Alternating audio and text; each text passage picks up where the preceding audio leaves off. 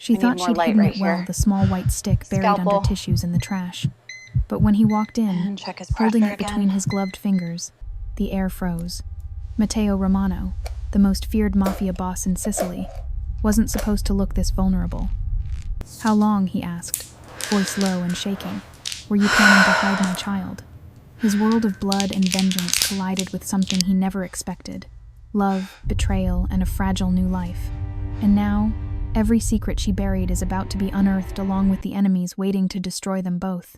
The penthouse was dark when Elena slipped inside, her heart hammering against her ribs.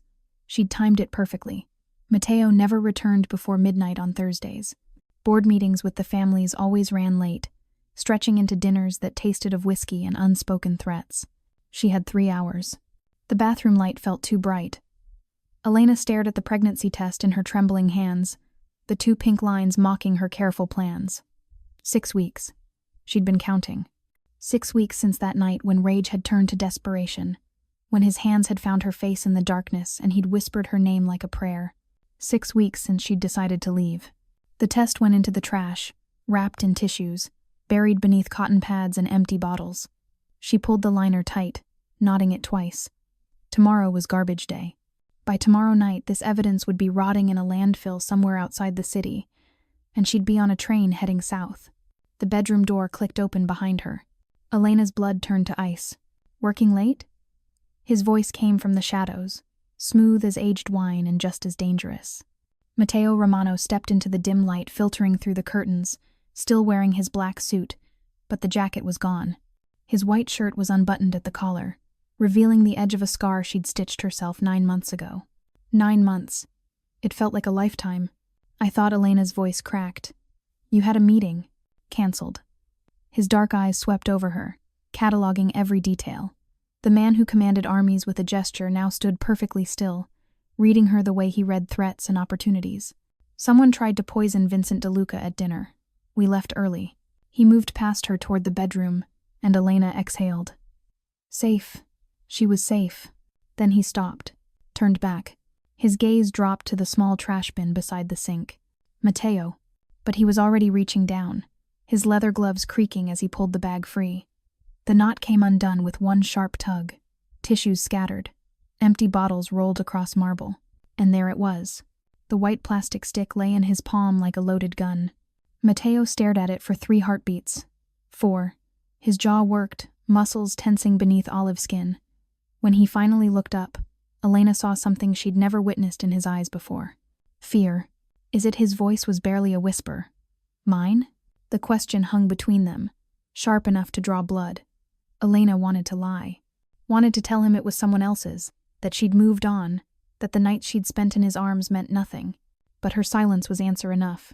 Matteo's hand closed around the test. "How long?" "It doesn't matter. How long?" Each word fell like a judge's gavel. "How long were you planning to hide my child?" "It's not your child." The words exploded from her chest. "You don't get to claim something just because you want it, Matteo. That's not how this works." He stepped closer. 1 step. 2. Until Elena's back hit the cold tile wall and she could smell his cologne mixed with gunpowder and the faint metallic tang that always clung to him after meetings. "Not mine?" His free hand came up, hovering beside her face without touching. "Then whose, Elena? Who else has touched you? Who else has—" "No one." Her voice broke. "You know there's no one else." His forehead dropped against hers. The great Matteo Romano, who'd built an empire on violence and fear, stood trembling against her like a man drowning.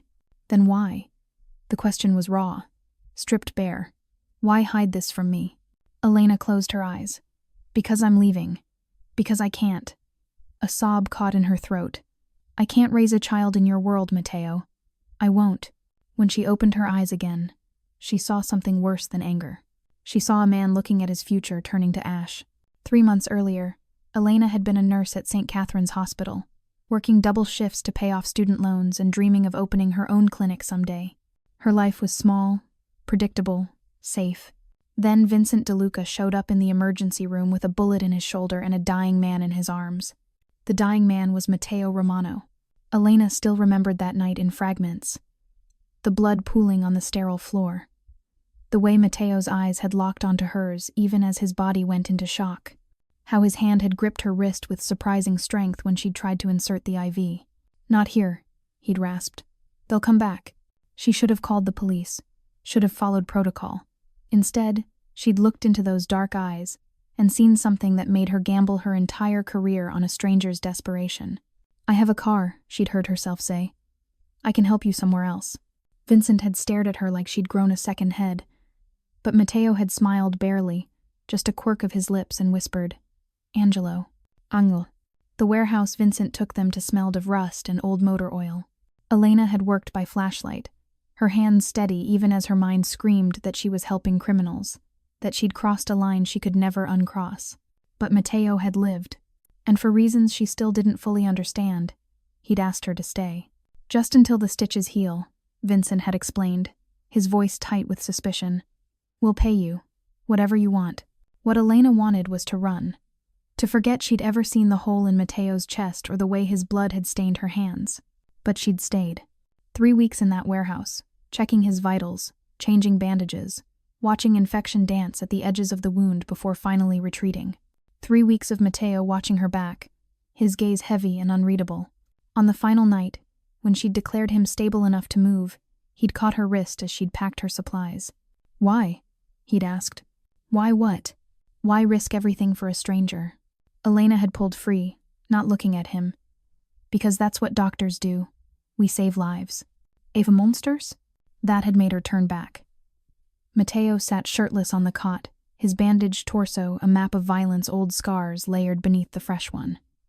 But his eyes held something unexpected. Vulnerability.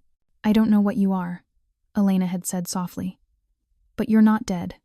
So I guess I did my job." He'd smiled then, a real smile, warm and devastating. "Let me take you to dinner." "No." "Lunch?" "No." "Coffee?"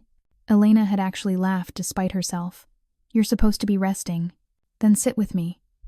He gestured to the empty crate beside the cot. "Just talk. Tell me about the woman who saves monsters in her spare time." She should have left. She'd stayed. And somewhere between midnight and dawn, as she'd told him about her dreams of opening a clinic in her hometown, about the patients she couldn't save and the ones she could, Mateo Romano had stopped being a stranger.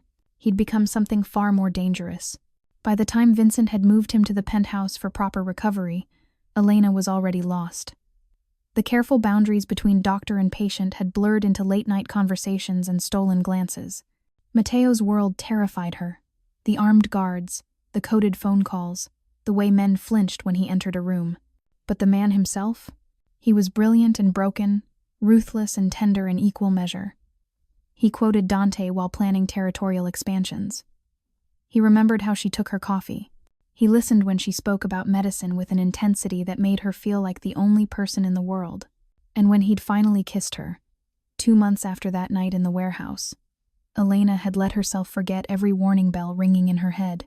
"I can't offer you normal," he'd whispered against her lips. "I can't offer you safe." "I don't want safe," she'd lied. For 6 months, she'd lived in the beautiful lie. The penthouse became their sanctuary. Mateo kept her separate from his business, never discussing details, never letting her see the violence that funded their silk sheets and champagne breakfasts. But Elena wasn't stupid. She saw the bloodstains he tried to hide, heard the screams echoing in his nightmares, felt him slip out of bed at 3 a.m. to make calls in Italian that ended with the word "fatto" done.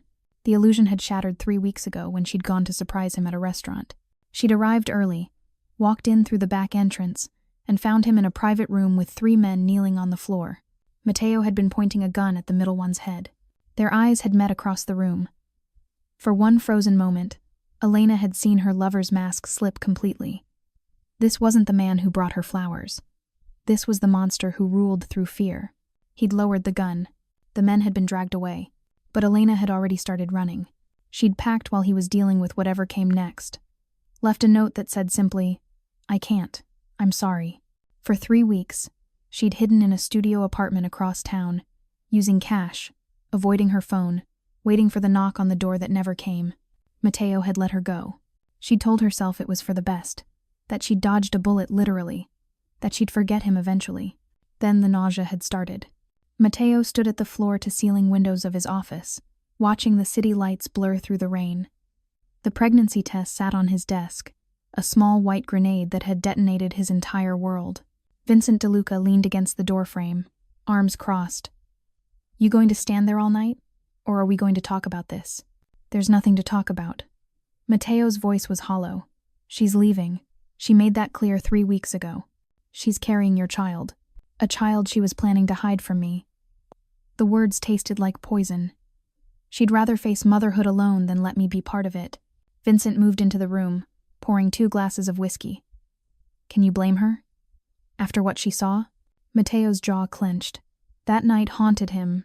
Not the 3 traitors kneeling at his feet, but the look on Elena's face when she'd walked in. Horror, disgust. The death of whatever love she'd built for him crumbling in real time. I never wanted her to see that side of me, Mateo said quietly. But it is you. Vincent set a glass in Mateo's hand. This life, this business, it's who we are. You can't separate the two. I tried. I kept her away from all of it, and that's why she ran. Vincent took a long drink. You kept her in a bubble. The moment it popped, she couldn't handle reality. Mateo turned from the window, his eyes dark with barely controlled fury. So what would you have had me do? Bring her to meetings? Let her watch me negotiate territory disputes? She's a nurse, Vincent. She saves lives. I take them. She fell in love with you anyway. The observation hit harder than it should have. Mateo drained his glass, welcoming the burn. She fell in love with a version of me that doesn't exist. The man who read poetry and talked about art. Not the one who put 3 bullets in Marco Russo's head last week, Vincent finished. You're both men, boss. She just didn't want to accept the whole package. Mateo set the glass down with controlled precision. Where is she staying? Apartment on 5th and Morrison, 3rd floor. I've had Dante watching from across the street since she left. Pull him back. Vincent straightened. What? I said pull him back. No surveillance, no protection detail, nothing. Mateo, you can't be serious. Luca DeSantis is still... I'm aware of the threats. Mateo's voice turned to ice. But Elena made her choice. I won't cage her. Not even to keep her safe. And the baby? The question landed like a fist to the gut. Mateo closed his eyes, seeing Elena's defiant face as she'd told him the child wasn't his. Not in biology, but in claim. In right. That's her decision too.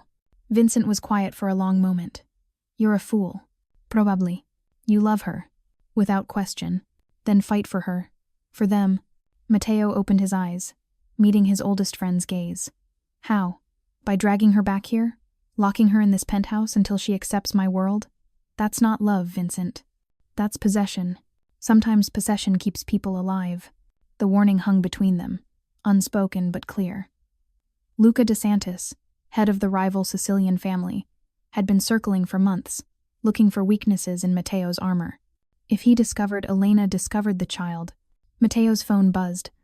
A message from Dante, his youngest guard. Black sedan outside her building. New York plates. Not ours. Vincent saw his expression change. What? They already know.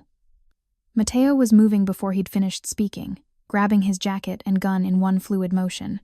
They're at her apartment. How many? Does it matter? They were out the door in seconds, Vincent shouting orders into his phone as they ran for the garage. Mateo's mind raced through possibilities, each one worse than the last. Luca wouldn't kill Elena, not immediately. She was too valuable as leverage. But he'd hurt her. And the baby? Mateo's hands tightened on the steering wheel as the Maserati roared to life. He'd promised himself he'd let her go, promised he'd respect her choice. But if Luca touched her, all promises were off. The city blurred past. Red lights became suggestions. The 15-minute drive took 7. The black sedan was still there when they arrived. Engine running, windows dark. Mateo was out of the car before it fully stopped, his gun already drawn. The sedan's door opened. Dante stepped out, hands raised. Boss, it's just me. The New York plates were a decoy. Mateo lowered his weapon slowly, adrenaline still singing in his veins. The hell are you doing here? I told Vincent. With respect, sir. Screw your orders. Dante's young face was set in stubborn lines. Miss Elena saved my sister's life last year. Diagnosed her appendicitis when the hospital was ready to send her home. I'm not leaving her unprotected just because you're being noble. Vincent arrived at Mateo's shoulder, slightly out of breath. Kid's got a point. Matteo looked up at the third-floor window, where soft light glowed behind thin curtains. Elena was up there, probably thinking she was safe, probably planning her escape to somewhere he couldn't follow, carrying his child. Fine, he said finally. But she doesn't know you're here. Far surveillance only. Dante, you rotate shifts with Marco. If she spots you even once, I'll reassign you to warehouse inventory. Understood, sir. As they walked back to the car, Vincent spoke quietly. You know this doesn't solve the problem. Eventually Luca will find out. And when he does, I know. Matteo took one last look at that illuminated window. But until then, she gets to believe she's free, even if it was killing him. 2 days later, Elena found a package outside her door. No note, no return address, just a small white box wrapped in brown paper. She should have thrown it away, should have called the police, or at least taken it seriously as a potential threat. Instead, she opened it. Inside was a bottle of prenatal vitamins, the expensive kind her doctor had recommended but she couldn't afford. Elena's hands shook as she set it on the counter. The message was clear. I know. I'm watching. I'm providing. That night, she couldn't sleep. She paced the tiny apartment, one hand pressed to her still flat stomach, trying to sort through the tangle of emotions choking her. Anger. He had no right to monitor her. Fear. If Matteo knew, who else did? And underneath it all, the traitorous warmth that came from knowing he cared enough to send vitamins instead of demands. The knock came at 2 a.m. Elena froze, her heart hammering. No one visited at 2 a.m. unless something was very, very wrong. Elena. His voice was muffled through the door but unmistakable. Please, I'm not here to fight. She should have stayed silent. Should have called the police or climbed out the fire escape. She opened the door. Matteo stood in the hallway looking nothing like the Mafia boss who'd found her pregnancy test. His suit was rumpled, tie missing, top buttons undone. Dark circles shadowed his eyes. He held no weapon, wore no armor, just a man who looked like he hadn't slept in days. I know you don't want to see me, he said before she could speak. I know you've made your choice. I'll respect it. But first, I need you to understand something. Elena crossed her arms but didn't close the door. What? I'm not here as the man who terrifies you. Not as the man you saw in that room. He met her eyes, and she saw that terrible vulnerability again. I'm here as the father who's about to lose his child before ever meeting them. Matteo, please, just let me say this. He ran a hand through his hair, a gesture so human it hurt to watch. I've killed people, Elena. I won't lie to you about that. I've done things that would make you sick. Things I can never take back or justify or apologize for. Then why? Because that's what you need to know. His voice cracked. You need to know the worst of me before you make your final decision. You need to know that the man who brought you flowers is the same man who pulled the trigger. Not separate people. One person. Flawed and violent and completely, desperately in love with you. Elena's vision blurred with tears. You think I don't know that? You think I haven't been torturing myself over exactly that for 3 weeks? Then why run? Because I'm pregnant. The words exploded between them. Because it's not just me anymore. I could maybe convince myself to live with your choices. To accept that the world isn't black and white and people are complicated. But I can't make that choice for a child who didn't ask to be born into blood and violence.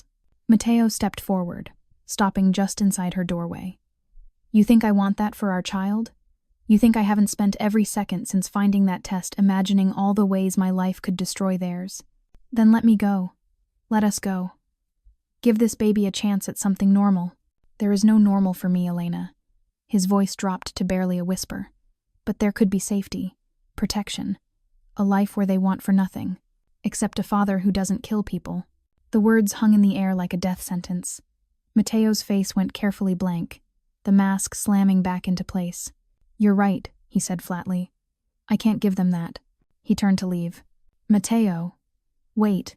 He stopped, back still to her, shoulders rigid with tension. Elena wiped her eyes, hating herself for the words about to leave her mouth. I'm scared. Not of you. Of this. Of bringing a child into something so far beyond my understanding that I can't even. Her voice broke. I don't know how to be a mother in your world. Slowly, Matteo turned back. The mask had cracked again, revealing the man beneath. I don't know how to be a father at all. I didn't have one. The closest I had was Vincent's father, and he taught me how to shoot, not how to love. Then how do we figure it out? He took one careful step closer, then another, until only inches separated them. Together, if you'll let me try. Elena looked up at him, this man who held life and death in his hands, who'd built an empire on fear but was standing in her doorway looking terrified of her answer. I saw you almost kill those men, she whispered. I know. And you would have. If I hadn't walked in. Yes. Can you tell me why? Can you help me understand? Mateo's jaw worked. They betrayed us. Sold information to Luca DeSantis that got 4 of my people killed, including Dante's cousin. A 23-year-old kid with a new wife. So you were going to execute them. I was going to deliver justice. In my world, that's the same thing. Elena closed her eyes. This is impossible. I know. I can't. I know. But her voice caught. I can't stop thinking about you. When she opened her eyes, Mateo's face had transformed. Hope, raw and painful, breaking through his control like light through cracks. I dream about you, Elena continued, the confession spilling out. About the nights we had before I knew the full truth. About the way you'd read to me in Italian. About your hands and your voice and the way you said my name, like it was the only prayer that mattered. Elena, I hate that I love you. The words came out strangled. I hate that knowing what you do doesn't make me stop. I hate that part of me wants to say yes, wants to let you back in, wants to believe we can make this work. Mateo raised his hand slowly, giving her time to pull away. When she didn't, he cupped her face with infinite gentleness. I hate that I love you too, he whispered. I hate that I can't be a different man, can't give you the safe, normal life you deserve. I hate that wanting you is selfish when I know my world could destroy you. Then why are you here? Because I'm a selfish bastard. His thumb traced her cheekbone. And because that child, our child, deserves a father who'll fight for them. Even if the person I'm fighting is their mother's better judgment. Elena laughed through her tears. You're insane. Probably. This won't work. Probably not. I'll hate you half the time. I'll deserve it. She grabbed his shirt, pulling him down until their foreheads touched. If I do this, if I let you in, you can't lie to me. Ever. No matter how ugly the truth is. I swear it. And our child stays out of the business. Completely. I don't care if it's tradition or expected or... Agreed. And if it gets too dangerous, if your enemies come too close, we leave. Immediately. No arguments. Matteo went still. Elena, that's my line, she said firmly. If you want this, want us, that's the price. She watched him wrestle with it, saw the precise moment when the Mafia boss lost to the father. Okay, he breathed. If it comes to that, we disappear. All 3 of us. You'd leave your empire? For you? His voice was absolutely certain. I'd burn it to the ground. Elena kissed him then, tasting salt from both their tears, feeling his arms come around her like he'd never let go. It was desperate and broken and completely imperfect. It was honest. When they finally pulled apart, Mateo pressed his hand to her stomach. Hi, he whispered to the tiny life growing there. I'm your papa, and I'm going to screw this up a lot. But I'm going to love you more than anything in this world. Elena covered his hand with hers. We're going to screw this up a lot. He smiled. Together? Together. Luca DeSantis learned about the pregnancy exactly 3 days after Elena let Mateo back into her life. His informant was a nurse at St. Catherine's Hospital who'd sold patient records before. The information cost Luca $50,000, but it was worth every penny. Mateo Romano had a weakness. Finally, Luca stood on the balcony of his hotel suite, smoking a Cuban cigar and watching the city lights. Across town, his rival was probably sleeping peacefully next to his little doctor girlfriend, completely unaware that the ground beneath his empire was about to crack wide open. The building has minimal security. Carlo, his lieutenant, reported from the doorway. 2 cameras, one at the front entrance, one in the parking garage. Boyfriend leaves around 9 every morning. Doesn't return until late. We could grab her any time. No. Luca took a long drag, letting smoke curl from his lips. Too obvious. Mateo would retaliate immediately, and we're not ready for an open war. Then what? Luca smiled. We remind him that nothing he loves is safe, that anywhere he tries to hide her, we can reach. A warning, an introduction. 2 days later, Elena walked out of the grocery store carrying a bag of ginger tea and crackers, the only things her morning sickness would tolerate, and found her car's windshield covered in roses. Red roses. Hundreds of them, piled so high she couldn't see through the glass. Her blood turned cold. Matteo had sent flowers before, always white orchids, her favorite. He knew she found red roses cliché. She pulled out her phone with shaking hands, dialing the number she'd memorized but hoped never to use. Vincent answered on the first ring. "What's wrong?" "My car. There are roses everywhere. Red ones." "Where are you?" "Morrison Street Market. The parking lot." "Stay visible. Stay where people can see you. I'm sending someone now." "Vincent." "Elena, listen to me very carefully. Do not get in that car, do not touch anything, do you understand?" "Yes," she whispered. Dante arrived 7 minutes later, appearing seemingly from nowhere. He didn't acknowledge her, just walked straight to her car and started photographing the roses from every angle. Another guard, Marco, materialized at Elena's elbow. "Miss Elena, I need you to come with me. My groceries. We'll get them. Right now you need to be somewhere safe." The drive to Matteo's penthouse felt like traveling through a nightmare. Marco said nothing, but his jaw was clenched tight enough to crack teeth.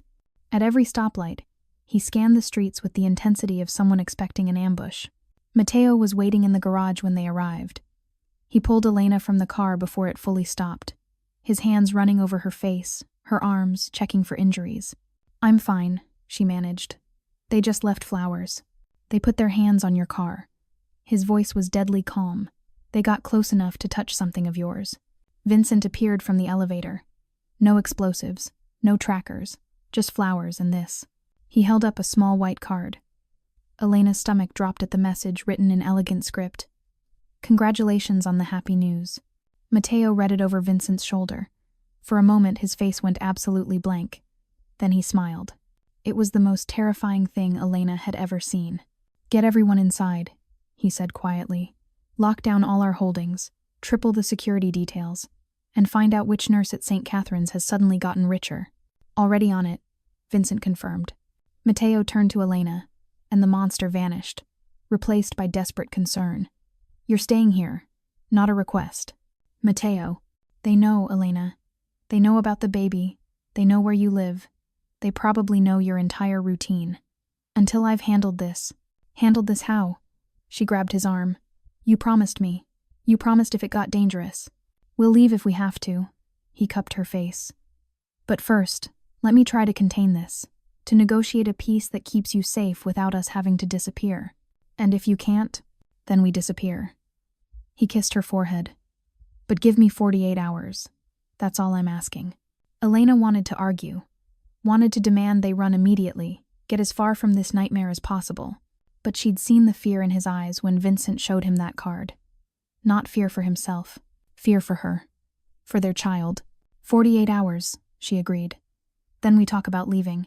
Matteo nodded, already pulling away, his mind shifting into the mode she recognized and dreaded. The Mafia boss was taking control, and the man she loved was receding behind strategy and violence. "Stay with Vincent," he ordered. "Don't leave this penthouse. Don't go near the windows." "Where are you going?" He was already at the elevator, Dante and Marco flanking him. To remind Luca DeSantis why people fear the Romano name. The elevator doors closed before she could respond. Elena turned to Vincent, who was already on his phone coordinating what sounded like troop movements. "What's he going to do?" Vincent looked at her with something like pity. "What he does best." That night, a bomb went off at one of Luca DeSantis's warehouses. No one was killed. The building had been evacuated by an anonymous tip 20 minutes before, but the message was clear. "Touch her again, and I'll burn everything you've built to ash." The war had begun. Elena woke to sunlight streaming through floor-to-ceiling windows and soft sheets that probably cost more than her monthly rent. For a moment, she forgot where she was. Then memory crashed back. The roses, the threat. Matteo's face as he'd left to do God knew what in response. She sat up slowly, hand moving to her stomach. The baby, their baby, was barely the size of a plum, too small to feel, too vulnerable to protect. A knock at the bedroom door. "Miss Elena? May I come in?" The voice belonged to Maria, Matteo's head housekeeper. A woman in her 60s with kind eyes and hands that never stopped moving. "Yes, of course." Maria entered carrying a tray laden with tea, toast, and what looked like fresh fruit. Mr. Romano called. He said to make sure you ate, that your appetite has been poor. Elena accepted the tray, touched despite herself. Did he say when he'd be back? No, miss. But he asked me to tell you that you're safe here, that no one can reach you. The words should have been comforting. Instead, they sounded like a prison sentence. After breakfast, Elena explored the penthouse. She'd been here dozens of times before, but always as a guest, always with Matteo by her side. Now, walking these rooms alone, she saw details she'd missed. The security cameras hidden in crown molding, the reinforced windows, the fact that every door had a biometric lock, the safe room cleverly disguised as a walk-in closet. This wasn't a home, it was a fortress. Miss Elena? Maria appeared in the hallway. Would you like me to draw you a bath? Mr. Romano said the master bathroom has jets that might help with your back. How did he? Elena stopped. Of course Matteo knew about her back pain. He probably had a whole dossier on pregnancy symptoms. That would be lovely, thank you. As Maria bustled away, Elena found herself in Matteo's study. She'd only been in here once before, when he'd needed to take a call and had asked her to wait. She hadn't snooped then. Now, she crossed to his desk and opened the top drawer. Inside were the usual items: pens, business cards, a leather-bound notebook. She flipped through the notebook, expecting to find meeting notes or financial records. Instead, she found sketches, her face, drawn over and over in black ink with surprising skill. Elena sleeping, Elena laughing, Elena in profile, her hair loose around her shoulders. The dates in the corners ranged from 6 months ago to 2 days ago. Her eyes stung. This was the man behind the monster. The one who drew her face when he couldn't sleep. The one who... A phone buzzed. Not hers. She followed the sound to another drawer and found a second phone, probably a burner. The screen showed a text from Vincent. 5 dead, all DeSantis soldiers. No witnesses. Elena's hands shook as she set the phone back. 5 dead. Because of her. Because Luca had threatened her and Matteo had responded the only way he knew how. With violence. She was still standing there, staring at nothing, when Matteo came home. He found her in the study, his face exhausted and splattered with something dark on his collar. Their eyes met, and Elena saw him understand immediately what she'd discovered. I'm sorry, he said quietly. I tried to be careful, to keep that phone locked up. 5 people are dead. 5 people who would have killed you without hesitation if given the order. He stepped into the room, and Elena noticed the slight limp he was trying to hide. I won't apologize for protecting you. I didn't ask you to. You didn't have to. He gestured at her stomach. The moment I found that test, you stopped being just Elena. You became the mother of my child, and I would set this entire city on fire before I let anyone harm you. That's not love, Matteo. That's obsession. Maybe. He moved to the window, looking out at the city he controlled through fear. But it's what I am. Elena joined him at the window, maintaining careful distance between them. When does this end? You kill 5 of his men, he kills 5 of yours. It escalates until one of us is dead. The flat statement hung in the air. That's your solution? Elena asked. Kill Luca DeSantis? It's the only permanent solution.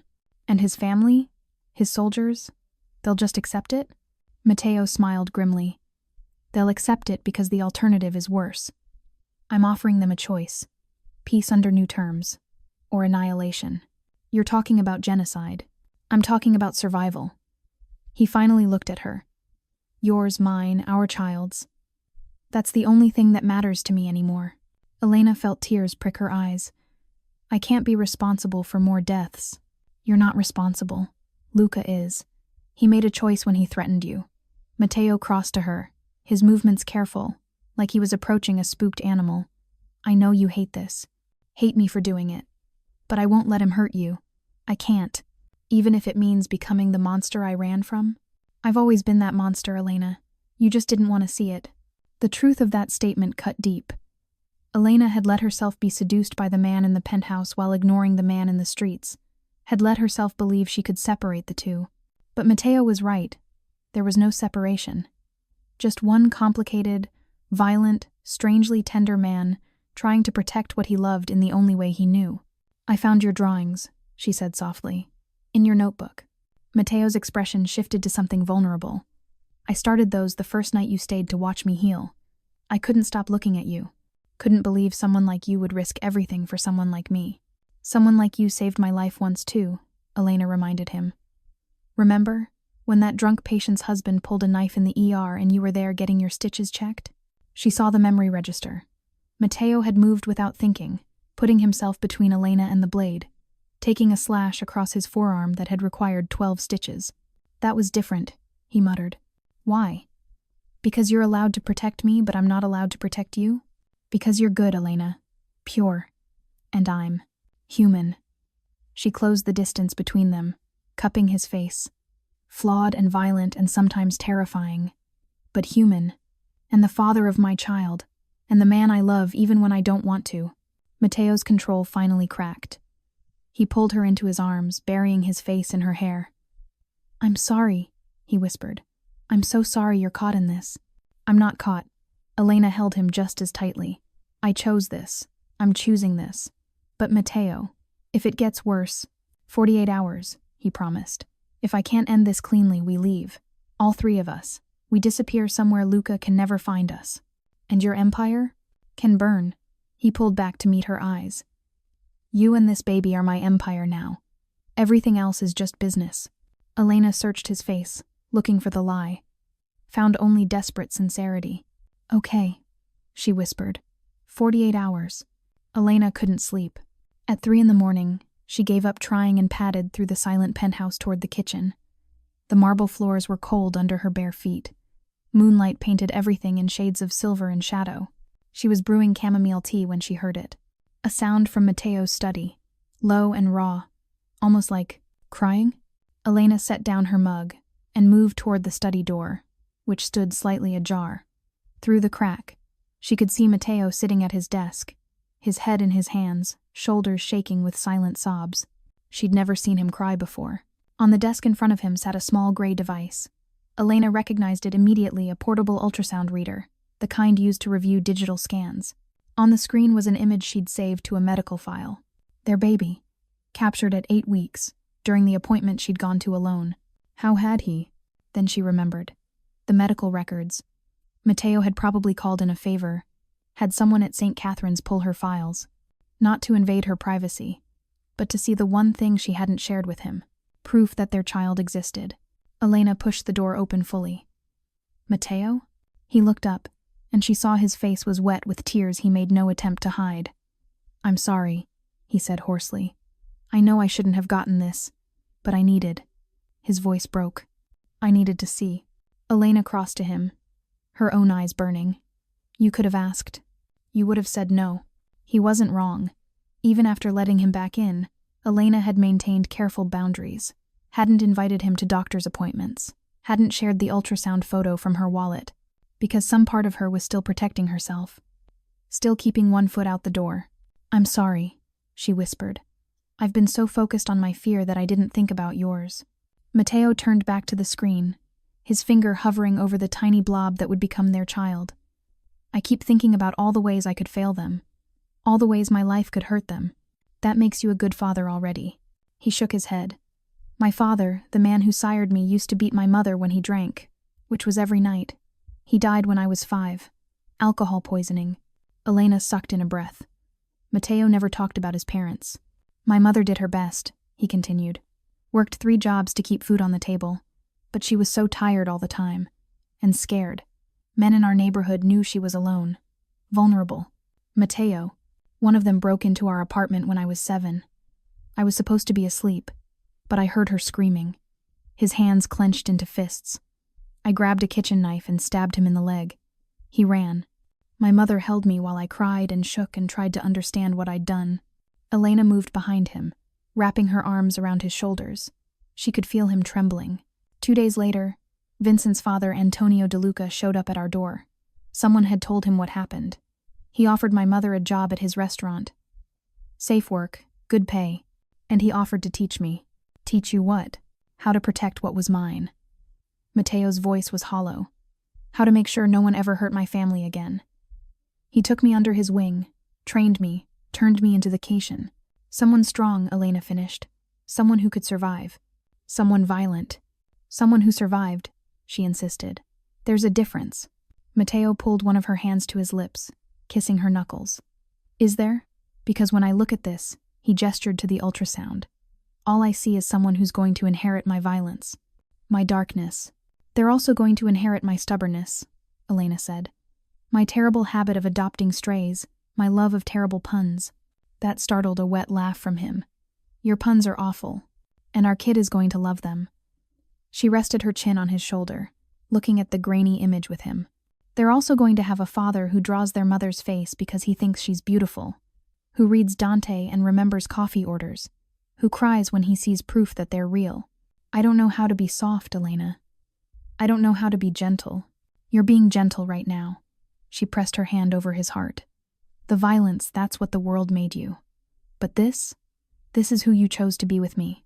Matteo turned in his chair, pulling her into his lap. I'm terrified, he admitted, of being my father, of damaging them the way I was damaged. Then you're already better than him, Elena said firmly. Because he never worried about that. They sat in silence for a while, both watching the ultrasound image flicker on the screen. Finally, Matteo spoke again. There's something else. Something you need to know. Elena's heart clenched. What? He reached into his desk drawer and pulled out a leather-bound ledger. When he opened it, Elena saw names, dozens of them, written in neat columns. Each name had a date next to it. This is everyone I've killed, Matteo said quietly. Every life I've taken since I was 17. Elena stared at the book, her stomach churning. There had to be at least 50 names. I started keeping this after my mother died, Matteo continued. She had a heart attack when I was 22. The doctor said it was stress, years of fear and poverty catching up with her. Matteo, you don't have to. Yes, I do. He met her eyes. Because you need to know the full scope of what I am, what our child's father is. Elena took the ledger from him with shaking hands. She flipped through pages, seeing names and dates stretch back years. Some entries had notes. Traitor, sold weapons to police, attacked Vincent. Others just had the name and date. The first one was when I was 17, Matteo said. A man named Paolo Ricci. He was part of a crew that was targeting Antonio's restaurant. They killed one of our waiters, a kid my age who was working to support his grandmother. Elena found the entry. Paolo Ricci, September 14. Justice for Marco. Antonio gave me the gun, Matteo continued. Told me it was time to prove I was family. I shot Paolo in an alley, watched him die. Then I went home and vomited for 2 hours. But you didn't stop, Elena whispered. No, because that's what my world required. Kill or be killed. Protect the family or watch them fall. He took the ledger back, closing it carefully. I'm not asking you to forgive these names. I'm just asking you to understand that each one, every single one, had a reason. Elena looked at him, really looked at him. At the man who kept a ledger of his sins like a prayer book, who cried over ultrasound images and killed without hesitation. I can't accept this, she said finally. She watched his face close off, watched him start to pull away. But, she continued, gripping his shirt to hold him in place, I can accept you, all of you, the violence and the tenderness, the monster and the man. Elena, I don't want to know the details, she said quickly. I can't. I can't hear about each name and what they did and why they had to die. But I believe you when you say you had reasons. And I believe that you hate this part of yourself. I don't hate it enough to stop, because stopping would mean dying. Elena understood that now. In your world, mercy is weakness. Hesitation gets you killed. Yes, then all I ask is that you really try to build something different for our child. A world where they never have to keep a ledger like this. Matteo pulled her closer, pressing his forehead to hers. I swear it. On my life, on everything I am, they'll never have to carry this weight. Elena believed him, and that, more than anything, terrified her. The attack came at dawn. Elena was still asleep when the first gunshot shattered the morning silence. She bolted upright, heart hammering, as Matteo was already moving, grabbing the gun from under his pillow and pulling on pants in one fluid motion. Stay here, he ordered, his voice cold and controlled. Lock the door. Don't come out until I... Another shot. Closer. The sound of breaking glass. They're inside, Elena breathed. Matteo's face went deadly calm. He crossed to the closet, pushed aside a rack of suits, and revealed a hidden panel. Inside was an arsenal. Rifles, handguns, ammunition. He tossed a smaller gun onto the bed, Do you remember what I taught you? 2 months ago, over her protests, Mateo had insisted on teaching her basic firearm safety. I remember, Elena said, her hands shaking as she picked up the weapon. Safety off, point, squeeze, don't pull. Good girl. He was at the door now, listening. Someone's coming up the stairs. Stay in the bathroom. If anyone comes through that door who isn't me or Vincent, shoot them. Mateo. He was already gone. Elena grabbed her phone and ran for the bathroom, locking herself inside the marble and glass sanctuary. She could hear shouting now. Male voices, angry and overlapping. Then gunfire. So much gunfire. She crouched in the bathtub, the gun clutched in both hands, trying to remember Mateo's instructions while her whole body shook. Point, squeeze, breathe. The bedroom door exploded inward. Elena bit back a scream. Heavy footsteps. Someone searching the room. A male voice speaking Italian in harsh, clipped tones. The bathroom door handle turned. Found it locked. A moment of silence. Then the door shuddered under a heavy kick. Elena raised the gun, her finger on the trigger, her vision blurring with tears. The door kicked open. A man stepped through, tall, dark-haired, wearing tactical gear. Elena fired. The recoil nearly knocked her over. But she heard the man cry out, saw him stumble back into the bedroom holding his shoulder. She'd hit him. She'd actually shot someone. Elena's stomach heaved, but she kept the gun raised, kept it pointed at the doorway. The wounded man was shouting now, calling for help. Then Mateo was there. He moved like violence itself, pure, efficient, lethal. The intruder didn't even have time to raise his weapon before Mateo put 3 bullets in his chest. The man collapsed. Mateo stepped over the body without a glance, his eyes finding Elena in the bathtub. Are you hurt? She couldn't speak, could only shake her head. He holstered his gun and pulled her out of the tub, his hands running over her frantically. The baby. Fine. I'm fine. We're fine. Elena's voice sounded distant, like it belonged to someone else. More gunshots from somewhere in the penthouse. Mateo's jaw clenched. Vincent's handling the others. But we need to move. Now. He led her out of the bathroom, carefully positioning himself between Elena and the dead man on their bedroom floor. Elena tried not to look, but she couldn't help seeing the blood spreading across the white carpet. Blood she'd spilled. She'd shot someone. Elena, stay with me. Mateo's voice cut through her shock. Focus. We're going to the safe room. Can you walk? Yes. He grabbed a jacket from the closet. Wrapping it around her shoulders, she was still in his t-shirt and underwear and led her into the hallway. The penthouse looked like a war zone. Bullet holes in the walls. Shattered glass. 3 more bodies that Elena glimpsed before Mateo blocked her view. Vincent appeared at the end of the hall. Blood on his face, but very much alive. All clear. But we need to go. Now. Luca sent 20 men. Some got away. They'll be back with reinforcements. The cars? Already running. Dante's downstairs. Mateo nodded, his arm tight around Elena's shoulders. They took the private elevator to the garage, where Dante waited beside an armored SUV with the engine running. Miss Elena. Dante's eyes widened when he saw her. Are you? Get in, Mateo ordered, practically lifting her into the back seat. Vincent climbed into the passenger seat, Mateo next to Elena, and they were moving before the doors fully closed. Where? Dante asked, navigating through back streets at speeds that made Elena's stomach lurch. The lake house, Mateo said. We'll regroup there. They drove in tense silence for 20 minutes. Elena's mind kept replaying the moment she'd pulled the trigger, the sound, the recoil, the man's face as the bullet hit him. She'd hurt someone. To protect herself. To protect her baby. But still, Elena. Mateo's hand found hers. Look at me. She turned, meeting his dark eyes. You did what you had to do, he said quietly. That man was there to kill us. To kill our child. You protected yourself. That's not wrong. I shot him. I know. I know. He pulled her against his chest, his hand cradling her head. And I'm sorry. I'm so sorry you had to do that. But I'm also grateful. Because you're alive. You're here. Elena fisted her hands in his shirt. Is this our life now? Hiding and running and shooting people? No. Mateo's voice turned to steel. This is the last time. I promise you. How can you? Because I'm going to end this today. He met Vincent's eyes in the rearview mirror.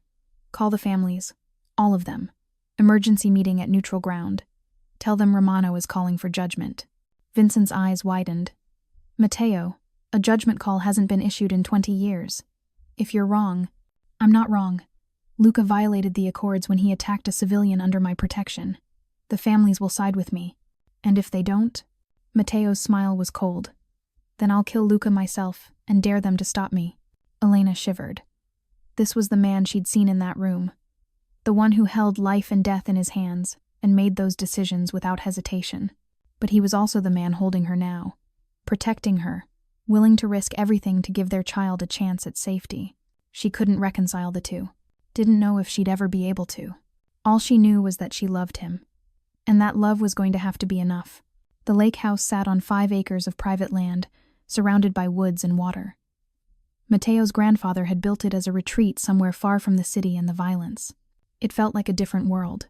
Elena stood on the deck watching the sunrise paint the lake gold while Matteo made phone calls in rapid Italian. His voice drifted through the open windows, harsh and commanding. Vincent joined her at the railing, looking exhausted. "How are you holding up?" "I shot someone," Elena said quietly. "Yeah." Vincent was silent for a moment. "First time's the hardest. There won't be a second time." "Good." He glanced at her. "For what it's worth, you saved his life. Matteo's. That man in the bedroom was heading for the study where Matteo was pinned down. You gave him the distraction he needed." Elena hadn't thought of it that way. Hadn't processed anything beyond the horror of pulling the trigger. "The families agreed to meet," Vincent continued. 3 hours from now. Neutral ground, the old basilica on 5th Street. And then what? And then Matteo presents his case. Luca attacked without provocation, violated the protection accords, targeted a pregnant civilian. That's grounds for judgment. Which means, Vincent's face was grim. The families vote. If they side with Matteo, Luca is banished or executed, depending on their mercy. His territory gets redistributed. And if they side with Luca, they won't. But if they do? Vincent met her eyes. Then Matteo kills Luca anyway, and we all go to war. Elena closed her eyes. This is insane. Welcome to our world. I don't want this world for my child. I know. Vincent's voice softened. Neither does Matteo. That's why he's doing this. To end it. One way or another. Behind them, Matteo emerged from the house. He'd showered and changed, looking every inch the Mafia boss in his black suit and crisp white shirt, but Elena saw the tension in his shoulders, the careful control holding back violence. "Can I talk to Elena alone?" he asked Vincent. Vincent nodded and disappeared back inside. Matteo joined her at the railing, not touching but close enough that she could feel his warmth. "I need to tell you something." Elena's stomach dropped. "What?" "If this goes wrong, if the families side with Luca, or if this turns into a war, I need you to leave." "Matteo." "Elena, please." He turned to face her. "Vincent has passports ready, new identities, money, everything you'd need to disappear and start over. I'm not leaving you. You have to. For the baby." "No." Elena grabbed his hand. "You promised. You said if it got dangerous, we'd all leave together. That was before Luca brought 20 men into my home. Before he proved he'll stop at nothing." Matteo's voice cracked. "I can't protect you anymore, Elena. Not here. Not in this life. Then come with us." "I can't." "Why not?" "Because if I run, it never ends." His eyes were haunted. "Luca will hunt us forever, and eventually he'll find us. He'll find you. Find our child. So what's your plan?" "Kill him and hope his family doesn't retaliate. My plan is to end the DeSantis line completely." Matteo's voice went cold. "Luca, his brothers, his lieutenants, anyone who could carry forward the vendetta." Elena stepped back, horror washing over her. "That's not ending the violence. That's genocide.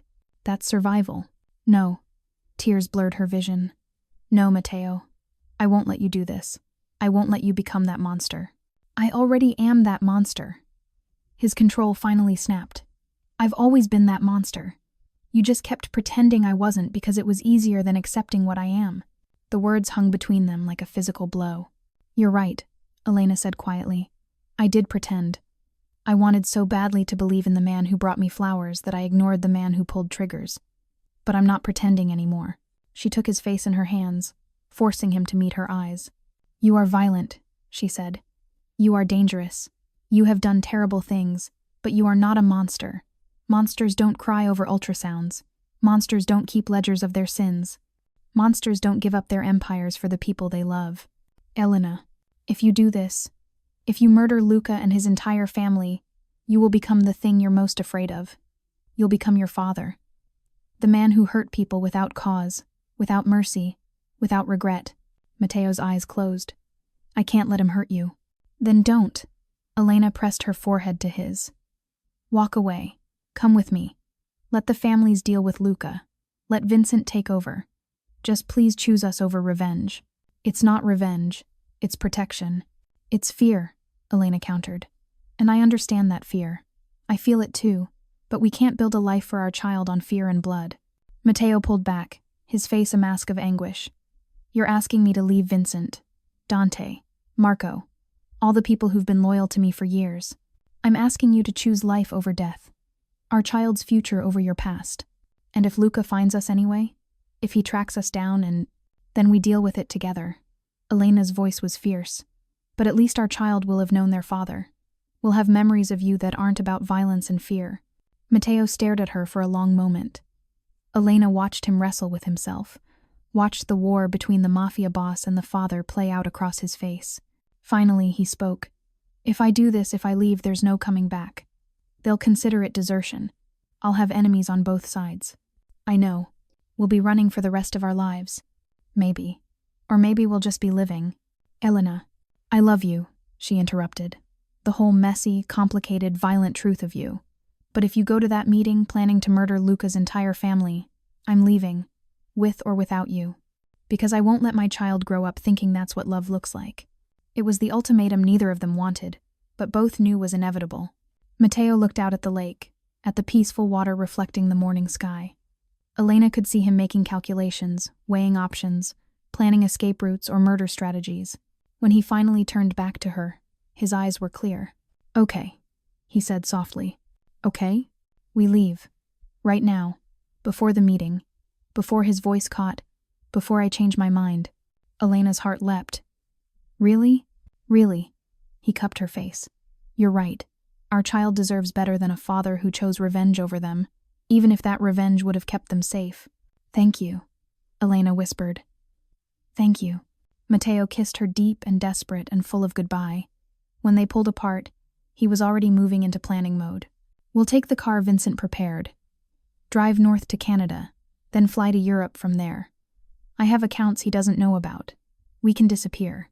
What about Vincent? I'll tell him. Matteo's jaw clenched. He'll understand. Or he won't. Either way, you chose us. I chose you, Matteo corrected. Both of you. And I'll spend the rest of my life making sure it was the right choice. They had 3 hours before the meeting. 3 hours to pack, to prepare, to say goodbye to the only life Matteo had ever known. It should have felt rushed. Instead, it felt like the first breath after drowning. The clinic was small but clean, painted in cheerful yellows and blues. Dr. Elena Romano read the sign on the door, though she still wasn't used to the name. Wasn't sure she'd ever be. Inside, children's drawings covered one wall. A waiting room with toys and books. An examination room with equipment she'd bought piece by piece as the practice grew. It was everything she'd dreamed of back when she was working double shifts at St. Catherine's. It was home. Mama! A small voice called from the back room. Papa's making lunch wrong. Elena smiled, setting aside the patient file she'd been reviewing. I'll be right there, sweetheart. She found them in the small apartment above the clinic, the two people who'd become her entire world. Marco was sitting in his high chair, his dark curls sticking up in every direction, his eyes the exact shade of rich brown as his father's. And Matteo, who now went by Michael Romano, insurance investigator, was indeed making lunch wrong, or at least making it his way, which involved far too many vegetables for a 2-year-old's taste. He refuses to eat anything green, Matteo complained, but his eyes were warm, soft. Nothing like the cold calculation Elena remembered from those early days. That's because you hid broccoli in his pasta last week, Elena pointed out. You violated his trust. I'm trying to make sure he gets proper nutrition. You're trying to be controlling. Matteo paused, then laughed a real laugh, unguarded and genuine. Fair point. Elena watched him negotiate with their son, trading apple slices for 3 bites of green beans, and felt her heart swell. This man, who'd once commanded an empire through fear, was now debating nutrition with a toddler. And losing. After lunch, while Marco napped, Matteo pulled Elena onto the couch. They sat in comfortable silence, his hand resting on her still flat stomach where their second child grew. "Any regrets?" Elena asked quietly. He knew what she was asking. Knew she meant the empire he'd left behind, the power he'd surrendered, the life he'd abandoned. "Every day," he admitted. "I wonder if Vincent's okay, if Dante ever finished his degree, if the families tore each other apart or found new equilibrium. But then Marco calls me Papa, or you tell me about a patient you saved, or we eat breakfast together without checking for enemies, and I remember why we left." Elena leaned into him. "The nightmares are getting better. Yours or mine? Both." It was true. The first year had been hard. Matteo had startled awake most nights, reaching for guns that weren't there. Elena had jumped at every shadow, convinced Luca had found them. But slowly, day by day, they'd begun to relax, to trust that they'd actually escaped, that they were safe. "I saw a black sedan outside this morning," Matteo said. "My first instinct was to grab Marco and run. And your second? To remember that black sedans are common, and not everything is a threat." Elena kissed his jaw. "Progress. Slow progress. Still progress." A notification chimed on Matteo's phone, the secure one he checked once a week for news from home. His jaw tensed. "What?" Elena asked. Vincent sent a message. "And?" Matteo read silently, his expression unreadable. "Finally, Luca's dead. Car accident 3 months ago. Vincent just found out." Elena sat up. "Accident or accident. Drunk driver. No connection to the families." Matteo stared at his phone. "It's over. The vendetta died with him." Where his voice caught. "We're actually free." They sat in stunned silence, processing what that meant. No more looking over shoulders. No more emergency escape plans.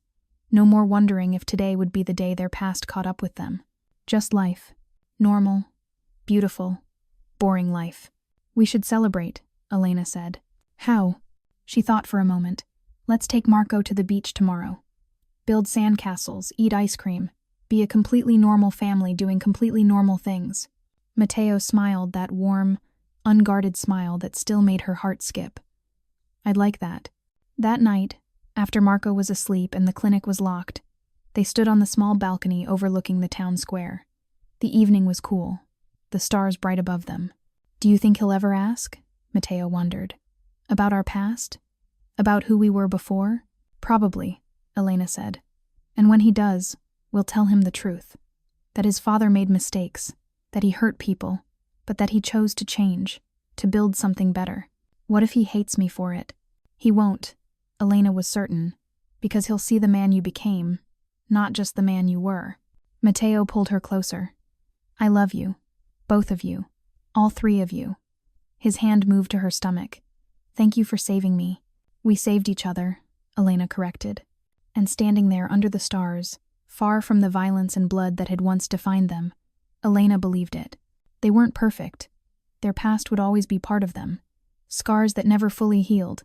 There would be hard conversations ahead, difficult questions, moments when the weight of what they'd left behind threatened to crush them. But they would face it together, all 4 of them.